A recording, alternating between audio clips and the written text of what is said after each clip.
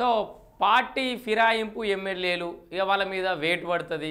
ఓ 10 జాగాలలో ఉప ఎన్నికలు వస్తాయి. ఇదంతా చర్చ జరిగింది. ఇక తర్వాత మొన్న జూబ్లీహిల్స్ ఎన్నికల తర్వాత కూడా దానం నాగేందర్ కూడా రాజీనామా చేస్తాడు. కడియం శ్రీహరితో రాజీనామా చేస్తారు. ఈ రెండు స్టేషన్ కాన్పూర్ కానీ ఇటు వరంగల్ స్టేషన్ కాన్పూర్ కానీ లేకపోతే ఇక్కడ దీన్ని ఏమంటారు ఖైరతాబాద్లో కానీ బై ఎలక్షన్స్ వస్తాయని చెప్పేసి అయితే పెద్ద ఎత్తున చర్చను అయితే నడుస్తున్న నేపథ్యంలో కడియం శ్రీహరి ఆయనకి స్పీకర్ ఇచ్చిన గడువు కంటే ముందే పోయి నాకు జరంత సమయం కావాలని అడిగిండు. ఇప్పుడు ఏమంటుండు డైరెక్ట్గా నేను రాజీనామా చెయ్యా అంటుండు. కడియం శ్రీహరి ఓపెన్గా నేను రాజీనామా చెయ్యా, ఎలాంటి పర్యవసనాలైనా నేను ఎదుర్కొంటా అంటుండు. ఏందో ముచ్చట చూడరి, నేను రాజీనామా చేయను. స్టేషన్ కన్పూర్లో బైపోల్ గురించి ఆలోచించాల్సిన అవసరం లేదు. స్టేషన్ కన్పూర్లో అసలు బై ఎలక్షన్ గురించి ఆలోచించాల్సిన అవసరమే లేదంటుండు. స్పీకర్ నిర్ణయం ఎలా ఉన్నా ఎదుర్కొంటా, నియోజకవర్గ ప్రజల ఆశీర్వాదం నాపై ఉన్నదని ఎమ్మెల్యే కడియం శ్రీహరి అంటుండు. ఒకసారి ఇంకా ఏమేమి మాట్లాడిండు ఒకసారి చూద్దాము.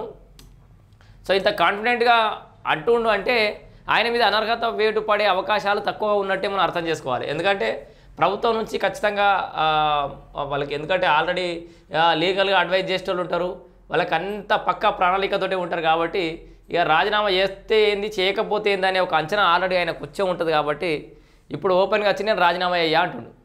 సో స్టేషన్ కన్పూర్లో ఉప ఎన్నికలు వచ్చే అవకాశం లేనట్లే, ఏమున్నా వస్తే ఖైరతాబాద్లో వచ్చే అవకాశం అయితే కనబడుతుంది. స్టేషన్ కన్పూర్లో బైపోల్ గురించి ఆలోచించాల్సిన పని లేదు. స్పీకర్ నిర్ణయం ఎట్లున్నా కూడా ఎదుర్కొంటా, నియోజకవర్గ ప్రజల ఆశీర్వాదం నాపై ఉన్నది. స్థానిక సంస్థల ఎన్నికల్లో కాంగ్రెస్ జెండా ఎగరవేయాలి ఎమ్మెల్యే కడియం శ్రీహరి. ఇంకా ఏమంటుండు, నేను రాజీనామా చేయడం లేదు. స్టేషన్ కన్పూర్లో బైపోల్ గురించి ఆలోచించాల్సిన అవసరం లేదని ఎమ్మెల్యే కడియం శ్రీహరి అయితే స్పష్టం చేశారు. శాసనసభ స్పీకర్ నిర్ణయం ఎలా ఉన్నా ఎదుర్కొనేందుకు సిద్ధంగా ఉన్నానని పేర్కొన్నారు. నియోజకవర్గ ప్రజల ఆశీర్వాదం తనకు ఉందని, ఎవరు ఎలాంటి ఆందోళన చెందాల్సిన అవసరం లేదన్నారు. కడియం శ్రీహరి అంటే ఒక బ్రాండ్ అని పేర్కొన్నారు.